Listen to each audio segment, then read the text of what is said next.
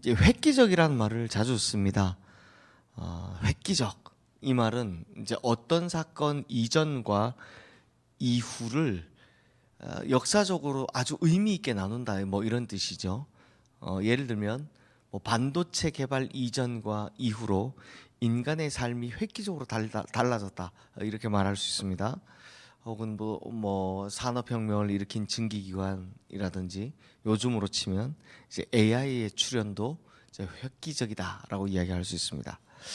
이렇듯이 인간의 삶을 아주 획기적, 혁신적으로 바꿔놓은 걸 우리는 뭐 획기적이다라고 표현을 합니다.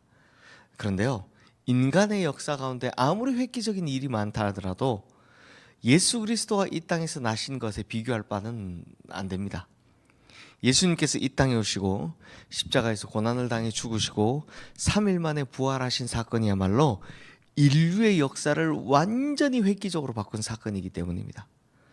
예수 그리스도께서 이 땅에 오시기 전에 인간은 죽음 가운데 있었고 율법 가운데 매여 있었고 뭐 하여튼 다 안 좋은 것밖에 없었지만, 예수 그리스도가 이 땅에 오신 후 인간은 십자가 권능 가운데 살게 되었습니다. 자, 성도님들, 스가랴서는 1장부터 8장까지는 이제 우리가 봤듯이 성전 재건을 독려하는 그냥 선지자의 메시지가 선포되는 내용이었고요. 그런데 9장부터 14장까지는 참 내용이 어렵죠. 먼 훗날 일어날 일에 대한 예언인데 참 내용이 어렵습니다. 그런데 확실한 건 그 메시지의 중심은 바로 예수 그리스도라는 겁니다. 그래서 오늘 말씀에는 예수 그리스도께서 이 땅에 오시기 전과 후의 인간의 삶을 이제 선지자의 입을 통해서 표현하고 있는데요. 우리 1절 말씀 함께 읽어보겠습니다. 그날에 죄와 더러움을 씻는 셈이 다윗의 족속과 예루살렘 주민을 위하여 열리리라. 자, 여기에 기록된 그날이 언제냐? 앞서 우리가 보지 않고 나왔는데 12장 10절 보면 거기에 나오는 하나님께서 찔림을 받는 날을 의미합니다. 하나님께서 찔림을 받는 날이 언제겠습니까? 바로 아들 예수 그리스도께서 십자가에 달려 죽임 당하시는 그날입니다. 그날 모든 백성은 다 눈물을 흘리고 애통해하는 날이다라고 하죠. 그래서 스가랴 선지자 예언이 이렇습니다. 장차 하나님의 아들 메시아가 오실 텐데 그분이 찔림을 받으면 아들의 고통을 아버지가 느끼게 될 거고, 아버지의 고통으로 인하여 온 세상 모든 만민이 애통하게 될 것이다. 그러나 하나님께서 애통해 하시는 날, 아들이 찔림을 받는 날, 온 세상 백성들이 애통해하는 그날에는 오늘 1절 말씀 읽었던 것처럼 죄와 더러움을 씻는 셈이 열리게 될 것이다 라는 겁니다. 그러니까 죄와 더러움을 씻는 셈, 무슨 셈입니까? 우리 오늘 찬송했던 것처럼 보혈의 셈이 열리게 될 것이다 라는 겁니다. 즉 예수 그리스도께서 우리를 위하여 흘리신 보혈로 말미암아 우리 모두가 다 죄 씻음을 얻게 되었다라는 거죠. 성도님들, 구약 시대에는 죄 씻음을 받으려면 어떻게 해야 됐습니까? 짐승이 대신 죽어야 했습니다. 그러니까 누군가를 죄를 위해서, 죄의 삭은 사망이기 때문에 짐승이 그 사망을 대신해서 죽는 겁니다. 그리고 짐승의 피를 통해서만 죄 사함을 얻을 수 있었습니다. 그런데 그 죄 사함이 오래 갑니까? 오래 가지 못합니다. 매번 짐승을 잡아 그 피를 뿌려야 했습니다. 특히 1년에 한 번 대제사장이 온 백성의 죄를 가지고 지성소에 들어가서 이 속죄일에, 유대인 달력으로 7월 10일이죠. 속죄일에 하나님 앞에서 죄를 고백해야만 했습니다. 그러니까 딱 1년에 한 번 지성소로 들어가는 겁니다. 그러니까 이 일을 매번 반복해야 했습니다. 하지만 예수 그리스도께서 보혈을 흘리신 후 성전의 휘장이, 지성소로 들어가는 휘장이죠, 위에서부터 아래로 쫙 찢어지면서 모든 인류는 단번에 죄사함을 얻고 이제 다시는 그 죄사함을 위해 피 흘릴 필요가 없어지고, 그리고 모두가 다 하나님 앞에 설 수 있는 자유한 백성이 되었던 겁니다. 그래서 우리 모두, 이 자리에 계신 분들이 다 그렇죠. 주님을 만난 이후로 이 죄의 권세에서 해방돼서 영원한 자유와 기쁨과 그리고 감사한 인생을 살고 있는 겁니다. 이것이 딱 1절 오늘 본문 이 한 절에 담긴 스가랴 선지자의 예언인 겁니다. 그러므로 성도님들, 앞으로 우리는 이 죄의 문제로 걱정하고 고민할 게 아니라 하나님께서 당신의 아들 예수 그리스도를 선물로 주시고 죄와 죽음의 권세에서 구원하신 하나님의 능력과 사랑 안에서, 그 안에서만 살게 되기를 주님의 이름으로 축원합니다. 자, 또한 우리가 이렇게 먼저 구원받은 백성이라면 뭐 해야 됩니까? 죄와 더러움을 씻는 샘물에 믿지 않는 백성들을 데리고 나와야 되겠죠. 이제 우리에게는 전도의 사명이 주어진 겁니다. 그 옛날 예수님께서 승천하시면서 제자들에게 하셨던 말씀이 뭐 있습니까? 너희는 가서 모든 족속으로 제자를 삼아 아버지와 아들과 성령의 이름으로 세례를 주고, 그게 무슨 말입니까? 바로 전도의 사명을 주신 겁니다. 즉 예수 그리스도를 통해서 구원받은 백성들에게 자연스럽게 따라오는 사명이 바로 전도의 사명이다라는 겁니다. 나 하나만 죄와 더러움에서 구원받는 것으로는 불완전하기 때문이죠. 그러므로 사랑하는 가족들, 친지들, 믿지 않는 백성들을 죄와 더러움을 씻는 샘물로 인도하여서 그들을 해방시키는 것, 이게 바로 우리의 사명이다라는 겁니다. 자, 이번에는 2절 말씀 함께 읽겠습니다. 만군의 여호와가 말하노라. 그날에 내가 우상의 이름을 이 땅에서 끊어서 기억도 되지 못하게 할 것이며 거짓 선지자와 더러운 귀신을 이 땅에서 떠나게 할 것이라. 자, 그날에 우상의 이름을 이 땅에서 끊어버릴 것이다 라고 말씀하십니다.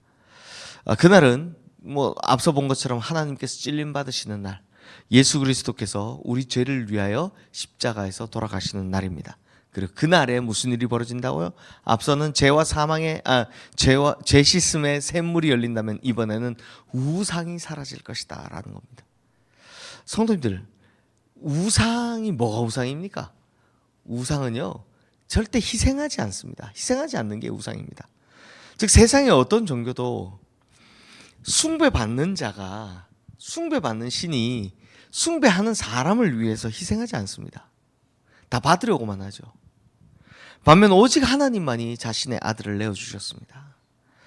예수 그리스도는 우리를 위해서 자기 자신을 십자가에 내어주고 물과 피를 다 쏟아내신 거죠.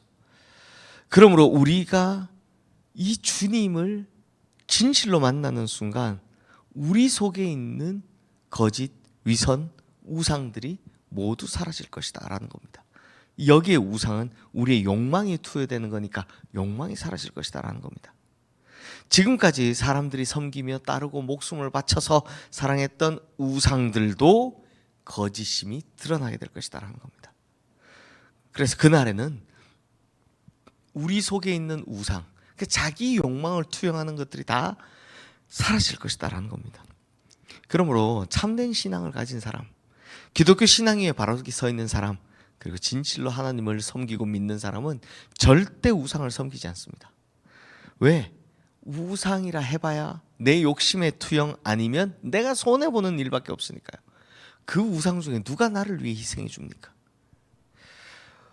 우리 속에는 참된 하나님의 형상이 있고요, 하나님께서 예수 그리스도를 통해서 우리에게 주신 십자가 은총이 있기 때문에 이걸 뭐가 이길 수 있겠습니까?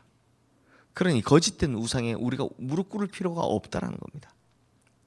또한 우리 속에 있는 욕심들, 욕망들, 돈이나 사람에 대한 명예에 대한 갈망은 사람을 결국 피폐하게 만듭니다.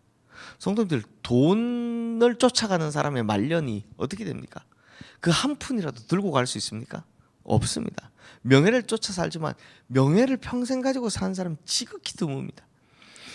그런데 문제는 이게 욕심이 된다면 이 욕심이 다 우리의 우상들이 될 뿐이다라는 겁니다. 그러나 그날에는 우상이 사라진다고 합니다. 그러므로 우리가 진짜 구원받은 백성이라면 뭐가 없어진다? 우리 속에 있는 이 욕망이 투여되는 우상을 철저하게 회파해야 될 줄로 믿습니다. 자, 이어서 4절, 5절 말씀도 함께 읽겠습니다. 그날에 선지자들이 예언할 때 그 환상을 갖기 부끄러워할 것이며 사람을 속이려고 토롯도 입지 아니할 것이며 말하기를 나는 선지자가 아니요 나는 농부라 내가 어려서부터 사람의 종이 되었노라 할 것이요. 자, 성도님들, 스가랴 시절에, 스가랴 이전과 이후에 거짓 선지자들이 즐겨 입는 옷이 있었습니다. 털옷이었습니다. 왜냐? 털옷 하면 떠오르는 사람이 두 사람인데 혹시 아십니까? 하나는 이 뒤에 올 세례 요한이고 또 한 사람은 엘리야였습니다. 엘리야가 털옷을 입고 다녔습니다. 그래서 털옷 입은 선지자라고 하면 나 털옷 입고 다니면 자기 선지자라고 하면 사람들이 누구처럼 보는 겁니까? 엘리야처럼 보는 겁니다. 그래서 거짓 선지자들이요 어떻게 하냐? 자기에게 예언의 능력은 없습니다. 왜? 자기가 가짜 선지자니까. 대신 털옷이라도 입고 다니면서 선지자인 척은 하는 겁니다. 하지만 그날이 되어서 참된 선지자이신 예수 그리스도께서 이 땅에 오시고 십자가 영광이 나타나면 누가 문제가 되는 겁니까? 거짓 선지자 다 사라질 것이다라는 겁니다. 그들은 더 이상 털옷을 입지 못하고 진실을 말하게 될 겁니다. 뭐라고요? 자기는 선지자가 아니라 그냥 농부였다라고 말하게 될 것이다라는 겁니다. 그러므로 성도님들, 지금도 예수 그리스도께서 우리 마음 중심에 거하시면 우리는 거짓말을 못하게 될 겁니다. 거짓이 사라지게 될 겁니다. 마음속에 그리스도가 계시는데 우리가 어떻게 거짓말을 할 수 있겠습니까? 그러므로 하나님의 백성들은 주님을 모시고 살며 진리 위에 거하는 사람들입니다. 이것이 말만 그렇게 하는 것이 아니라 이제 행동까지 따라가게 된다는 거죠. 자, 성도님들, 오늘 본문에서 이야기가 길게 했는데 하나님께서 선지자의 입을 통해서 그 날이 오면, 그 날이 언제입니까? 하나님께서 찔리시는 날, 즉 예수 그리스도께서 십자가에 달리시는 그 날이 오면 어떤 일이 일어날지 분명히 말씀하셨습니다. 첫 번째는 죄와 더러움을 씻는 샘물이 우리 가운데 열리게 될 것이다. 두 번째는 우상도 사라지고 거짓도 사라지게 될 것이다. 이렇게 말씀하는 겁니다. 이게 이루어지는 사람이 바로 구원받은 백성이고 그들에게 일어날 구원받은 증거다라는 겁니다. 내 속에 우상이 사라지고 내 속에 거짓이 사라지고. 그러므로 지금 우리도 구원받은 사람답게, 즉 마음속에 예수 그리스도를 모신 사람답게 죄와 더러움은 보혈로 씻어내고 또 내 안에 욕망의 우상들, 거짓말들이 사라지게 되기를, 그래서 주님의 거룩한 백성들이 되기를 주님의 이름으로 축원합니다. 이 시간 오늘 주신 말씀 기억하며 우리 함께 기도하겠습니다.